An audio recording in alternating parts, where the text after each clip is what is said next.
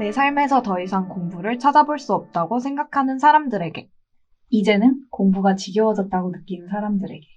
별게 다 공부네? 별다공 이 이야기를 전해드립니다. 안녕하세요. 대학교 3학년 학생입니다. 전공 공부량도 많아지고 슬슬 앞으로 진로에 또 고민해야 하는데 저는 허구한 날 박물관이나 미술관만 가고 싶더라고요. 부모님은 저를 보고 왜 대학을 보냈더니 공부는 안 하고 미술관만 가냐고 종종 잔소리를 하세요. 부모님의 걱정이 이해는 되지만 박물관이나 미술관에 가는 것도 분명 또 다른 공부가 아닐까요? 안녕하세요. 저는 대학교 3학년 학생입니다. 이전에 중고등학교에서 체험학습을 할 때마다 학교에서 전시를 보게 했던 기억이 나요. 매번 전시를 볼 때마다 유익한 듯 하면서도 조금은 귀찮은 마음이 들었습니다. 굳이 미술 작품이나 박물관에 있는 것들을 보는 게 무슨 의미가 있을까요? 주변의 친구들도 자꾸 전시를 보러 가자고 하는데 도대체 전시에서 뭘 배울 수 있길래 가는 것일까요? 네, 저희 사연을 한번 듣고 왔는데 이번에는 조금 대비되는, 상반되는 두 사연을 듣고 왔어요. 한쪽은 전시랑 미술관 방문 이런 게 너무 좋다고 하는데 그것도 공부가 맞지 않을까 물어봤고, 반대 친구는 유익한 것 같지만 뭘 배울 수 있는지 잘 모르겠다 하는 친구도 있었는데, 저희 그러면 이번에 늘 해왔듯이 토크를 한번 해보자면, 혹시 부경 씨는 전시 경험 중에 인상 깊었던 전시가 있는지, 혹은 가서 뭘 주로 보고 왜 가는지 부경 씨의 스토리를 한번 듣고 싶습니다. 네. 저는 전시를 그래도 좀 좋아하는 편에 속하는 것 같아요. 물론 이제 자주 가지는 못하는 것 같지만. 그래서 전시 중에 좀 그나마 최근에 갔던 전시가 이제 마티스 전시? 그리고 한번 인상주의 화가들의 작품들을 모은 전시를 갔었습니다. 근데 정말 좋더라고요. 약간 막연하게 좋은 점도 굉장히 많았는데 그냥 그 작가들의 세계를 좀 엿볼 수 있다는 느낌이 들어가지고 아, 그쵸. 네, 약간 뭐라 그래야 될까요? 어, 그분들이 본 세상이 어떤 모습인지, 그리고 세상의 어떤 단면을 포착해 내려고 하셨는지가 너무 신기해가지고 느낌이 많이 다르면서도 각각의 개성이 굉장히 강하다는 느낌이 들어서 굉장히 흥미롭게 봤던 것 같습니다. 유빈 씨는 혹시 전시를 자주 가는 편이신가요? 저는 어렸을 때는 진짜 많이 다녔었던 것 같아요. 엄마가 그런 예술의 전당 가는 걸 워낙 좋아하셨어가지고, 어렸을 때 전시, 뭐, 외국 화가들이 전시를 한다 그러면은 가서 꼭 도록 사오고 그랬었는데, 최근에는 저도 많이 가지는 못했던 것 같고요. 근데 사진전이든 뭐 아니면은 그냥 미술 전시든 둘 다 엄청 좋아하기는 해요. 특히 최근에 간 것 중에 인상 깊은 거를 말해보라고 하면, 전 작년에 이제 툴루즈 로트렉전을 갔다 왔었거든요. 네. 근데 제일 좋았던 거는 부경 씨가 말해주신 것처럼 그 사람이 세상을 어떻게 바라봤는지를 되게 폭넓게 볼 수 있다는 게 좋았던 것 같아요. 그리고 글에 비해서 그림이나 그런 전시들을 보면은 더 바로 그림이 눈앞에 있으니까 아무래도 맞아요. 그거를 대신해서 눈을 빌려서 보는 느낌이 들어요. 그 사람의 눈을, 그 사람의 생각까지 담아서. 글은 제가 아무래도 이미지를 만들어내야 한다면, 그림은 그 드는 품이 적다고 해야 될까요? 아, 네. 그리고 특히 툴루즈 로트렉전이 저한테 인상 깊었던 거는, 그 툴루즈 로트렉 자체가 뭔가 제가 기억하기로는 귀족 신분이기는 했는데, 오히려 같이 시간을 보냈던 거는 뭔가 그 당시 사창가의 사람들, 그런 사람들과 시간을 보내고, 흔히 되게 지위를 분리해서 보렸던 사람들에 비해서 그 사람은 그런 계급 간의 격차를 뭔가 뛰어넘어서 그 사람들의 실제 삶을 좀 더 포착하려고 하고 그랬던 게 저한테 있어서도 좀 생각의 전환을 많이 할 수 있게 해주지 않았나 하는 생각이 들었어요. 네. 그러면 부경 씨는 전시를 가면 혹시 집중해서 보는 포인트들이 또 있으신가요? 네. 저는 크게 형식과 내용 측면에서 각각 좀 살펴보는 것들이 있는 것 같아요. 그래서 딱 처음에 눈에 들어오는 건 아무래도 형식인 것 같아요. 그래서 어떤 색깔을 사용했는가? 라든지 구도는 어떻게 포착을 했는가? 뭐 중심에 있는 그 사물이 있는지 아니면 좀 여러 가지가 동시에 이렇게 같이 있는지 뭐 그런 것들을 좀 보게 되고 그러면서 저는 한 번에 약간 저를 사로잡는다고 표현해야 될까요? 좀 되게 묘하게 친숙함이라든지 좀 인상 깊게 다가오는 친숙함을 느끼게 된다든지 아니면 좀 되게 인상 깊게 다가오는 작품들이 있더라고요. 그래서 그런 작품들을 보면 어, 왜 이게 나에게 인상적으로 느껴졌는지를 좀 사후적으로 찾아가는 그런 과정을 밟게 되는 것 같아요. 그래서 그냥 진짜 한 작품 앞에서 멍하니 계속 거의 막 몇 분을 계속 서 있는 경우도 있었는데, 그럴 때는 주로 형식을 먼저 보고 나서 내용들을 보게 되더라고요.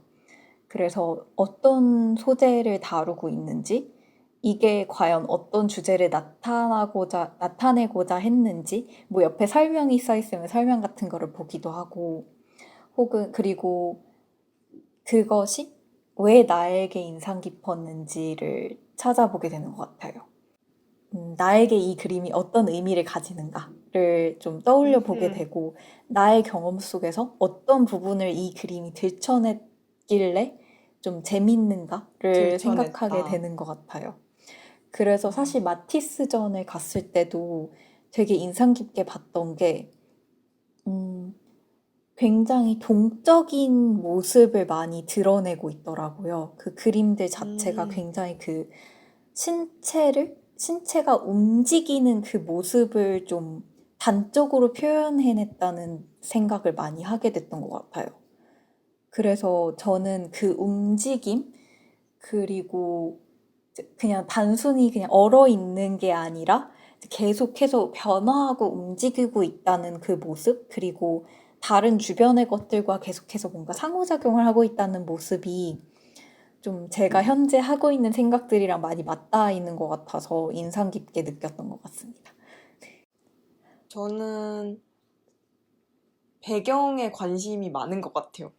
그림을 볼 때는. 네. 사진을 볼 때도 이 사람이 이 배경을, 이 여백을 왜 남겼을까가 이상하게 늘 눈에 들어왔어요. 이유를 여전히 저는 묻고 있지만 시야를 좀 따라가려고 하는 것 같긴 해요. 그러니까 항상 사진이나 전시 작품에는 경계가 있잖아요. 그 경계를 왜 설정했지? 왜 이만큼을 배경으로 냅뒀을까? 왜 굳이 이게 배경일까? 이런 게 좀 궁금했던 것 같고, 부경 씨가 너무 잘 설명해 주셨던 거는, 내 어떤 기억이나 경험을 들춰내는 것 같은지, 그 부분을 저도 집중하는 것 같아요.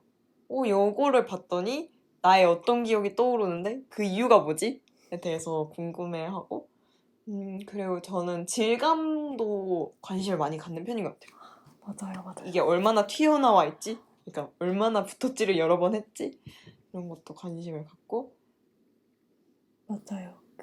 방고의 그림체랑 모네의 그림체, 마티스의 그림체 다 다르니까 그것도 진짜 재밌는 것 같아요.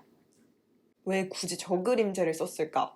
맞아요. 왜 굳이 저 도구를 썼을까에 대해서도 관심이 깊었고 그리고 옛날 그림일수록 저게 어떻게 저 긴 세월을 버텨서 지금도 예쁜 색이 남지?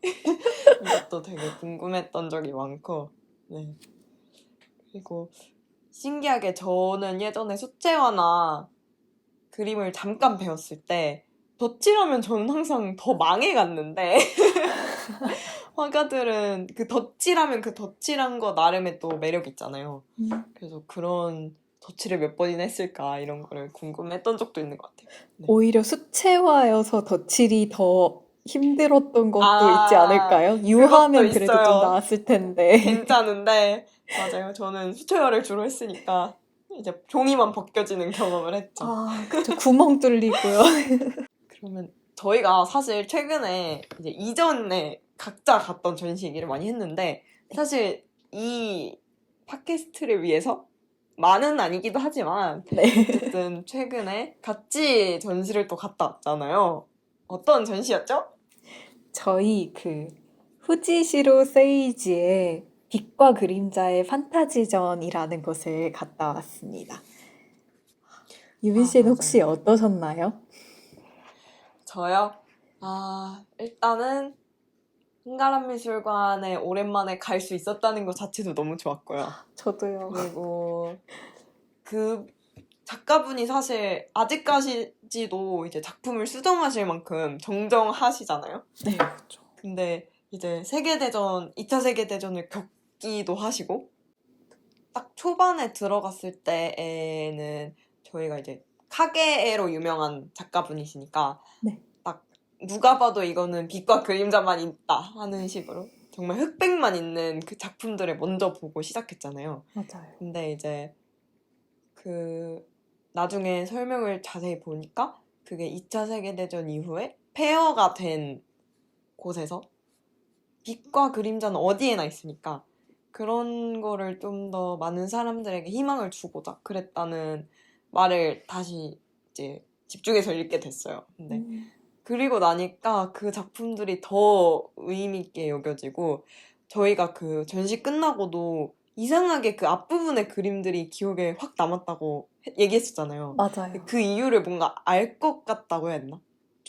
차후에 나중에 깨닫게 됐지만 나중에 이걸 이렇게 언어화할 수 있었지만 왜 그게 그렇게 기억에 남았는지를 그 절박함이나 혹은 더 아무것도 없던 시절에도 뭔가를 보여주고 싶었던 희망을 주고 싶었던 그 진정성이 더 막 반영돼서 그러지 않았나? 그 울림이 전해진 건가 싶었어요. 네. 오, 네. 조금 더 약간 사회적인 배경 측면에서의 의미를 말씀을 해주셨네요. 네네. 너무 인상 깊었습니다. 저희가 갔던 빛과 그림자의 판타지전 소개를 조금만 더 해보자면 저희가 너무 갑자기 개인적인 얘기로 들어가긴 했는데 일단 이 후지시로 세이지 작가분은 진짜 세계 유일한 카게의 그런 그림자 연극, 그림자 놀이 혹은 그림자를 통한 작품의 거장이시고 저희가 갔던 이 빛과 그림자전은 그 초반에 정말 모노크롬의 시대라고 불리는 흑백으로만 된 실루엣 그림에서부터 저희가 되게 감명 있게 봤던 정말 색색의 빛을 활용한 작품까지 담겨 있었던 엄청난 전시였죠. 네.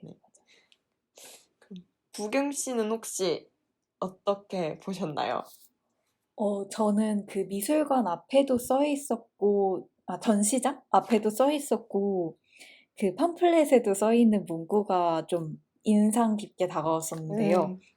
그 빛과 그림자는 인생 그 자체, 우주 그 자체라고 하면서 나는 빛과 그림자로 자연의 아름다움, 살아있는 생명의 소중함을 그리는 것과 동시에 인생을 그려가고 싶다? 그런 문구가 있었어요. 근데 저는 그게 좀 인상이 깊더라고요. 좀 빛과 그림자의 관계를 살펴봄에 있어서 이거를 정말 인생의 사소한 부분과 거대한 부분 모두 담아내려고 했다는 느낌이 들었어요. 좀 말이 추상적이긴 하지만 네. 너무 좋아요. 그런가요? 감사합니다. 네. 그냥 이제 빛과 그림자의 관계를 탐구한 게 사실 인상주의파도 분명 이런 관계를 탐구했다고 저는 생각을 했거든요. 특히 빛의 모습을 담아내려고 노력을 많이 했던 것 같은데 인상주의 화가들과는 또 다른 방법으로 빛과 그림자를 해석해 나갔다는 생각이 많이 들었어요. 그래서 인상주의 화가분들은 그 색감, 유화를 사용해가지고 이제 색으로서 어떤 빛을 드러내고자 했다면, 물론 인상주의 화가분들 중에서도 완전 다른 식으로 해석한 분들이 많지만, 그랬다면, 이제 후지시로 세이지의 경우에는, 어떻게 보면, 그림자를 베이스로 해가지고 그 그림자 속에서 빛이 이렇게 발산되는 그런 모습을 많이 담아냈다는 느낌을 저는 개인적으로 받았던 것 같아요. 그래서 그 빛과 그림자가 공존하는 모습이 좀 들기도 했고, 빛이 되게 영롱하게 이렇게 나타나는 모습을 굉장히 많이 담아냈다는 느낌을 받았습니다. 저도 경계에 대해서도 좀 다시 생각해봤던 것 같아요. 뒤로 갈수록 빛 색깔도 다양하게 쓰고 어떤 한 물체가 있을 때 그 물체의 내부 경계들도 다 명확해지니까 그런 게 좀 덜하긴 했는데 앞부분에서는 정말 딱 흑백으로만 뭔가를 표현하다 보니까 그 한 경계선 안에 뭐가 담겨 있을까에 대해서도 좀 궁금해지게 만드는 네.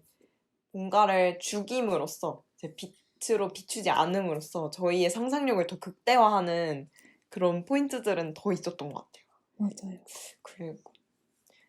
그리고 또 같이 갔잖아요, 이번에는. 네, 맞아요. 같이 가서 계속 붙어있진 않았지만 몇몇 작품에 대해서는 같이 막 얘기를 했었는데 확실히 같이 전시를 보니까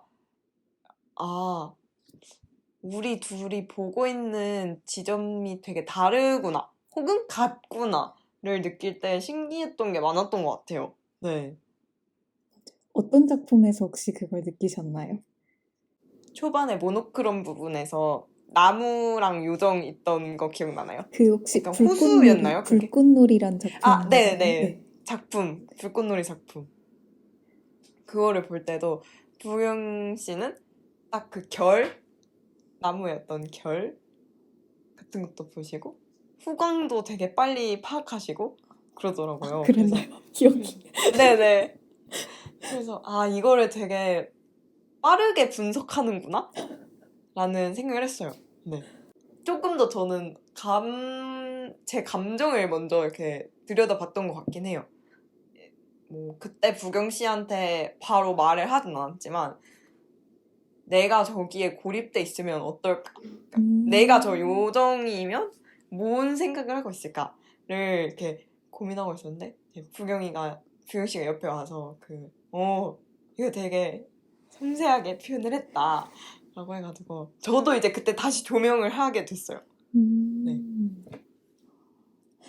신기해요. 약간 그 보는 순서가 조금씩 다른 느낌이 드는 것 같아요. 이제 유빈 씨는 좀 더 그 감정이입을 해서 그 그림 속에 들어간 듯한 체험을 한다면 저는 좀 더 먼저 형식 측면을 본다는 생각도 드네요.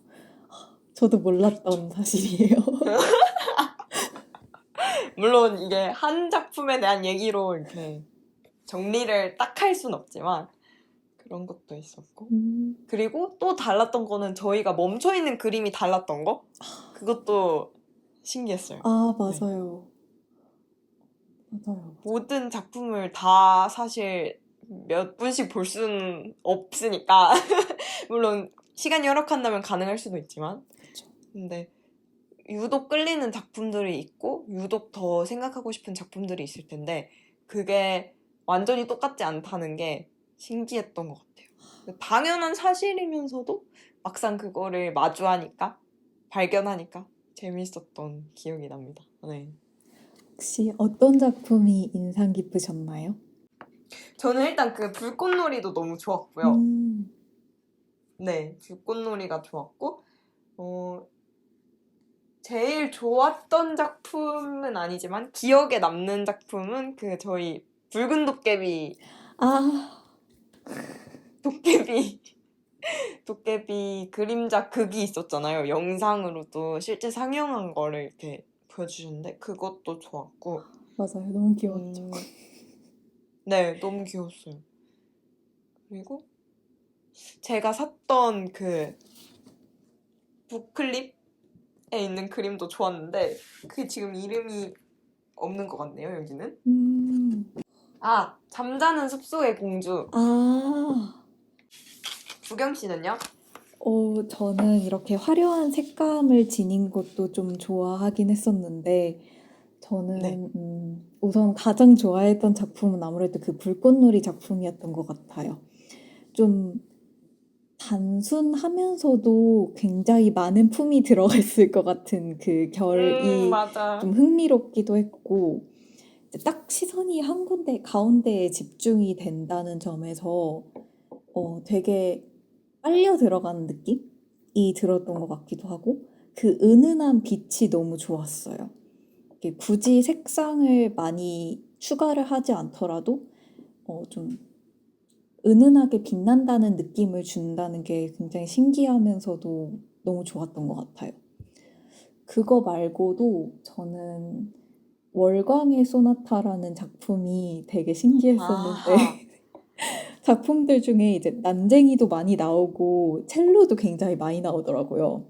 이제 나뭇가지로 하프 만든 것도 굉장히 자주 나오고 그 중에서는 그 큰 나무 앞에서 첼로를 연주하고 있는 난쟁이를 이제 달빛이 이렇게 쫙 조명을 비추는 그런 그림이 하나 있었어요. 근데 저는 그게 굉장히 인상 깊었던 이유 중 하나가 제목이 월광의 소나타인데 저는 월광 소나타가 생각이 안 나고 다른 음악이 생각나더라고요. 그래서 약간 인지 부조화가 나타나면서 아하. 그러면서 되게 좀 기억에 각인됐던 것 같아요. 그러면서도 이 작품의 분위기 좀 신비로우면서도 좀 강렬한 듯하고 이 세계에 약간 참여하게 된다는 분위기가 정말 좋았어서 기억에 강하게 남았던 것 같습니다. 저는 아까 인지부조화를 부경 씨가 방금 언급해 주셨는데 이게 저희가 두 번째 파트에서 얘기할 내용과도 연결을 지을 수 있을 것 같다는 생각이 드네요. 오, 네. 원래 있던 부경 씨의 생각을 새롭게 볼 수 있게 혼란의 형태였지만 비록 혼란스러웠지만 그런 식으로 확 전환을 준다는 게 저희가 뒤에서 곧 얘기할 내용이랑 뭔가 연결점이 되지 않을까 싶습니다. 그러면 저희는 파트 2에서 마저 이야기를 하면서 사연에 대한 답을 해보는 걸로 하면 어떨까요? 합니다. 네, 좋습니다. 그러면 파트 2에서 이어서 하도록 하겠습니다.